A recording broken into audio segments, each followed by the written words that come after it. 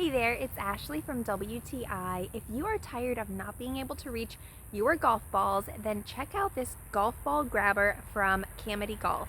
This is the 9-foot stainless ball retriever tool. Now, not every golfer has one of these. I have found you won't regret having it, but when you are in a pickle, you will regret not having it. It's so compact, only 15 inches, easy to use. I found you can use this a couple of ways depending where your ball is.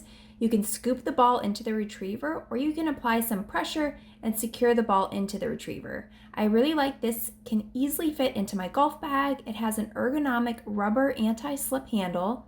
It also saves money on lost golf balls, and with just a few extra seconds, you can retrieve your ball from that lake, the bushes, or perhaps it's just in an awkward position and you don't want to get too close to that ant pile.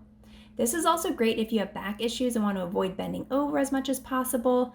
Another feature I really like is that even fully extended, you have control and it's sturdy enough to get the golf ball. I would highly recommend this golf grabber. It's a perfect gift for your golf buddies or yourself. So if you've been thinking about it, go for it. You don't realize till you have one how convenient it really is. But that's just my point of view.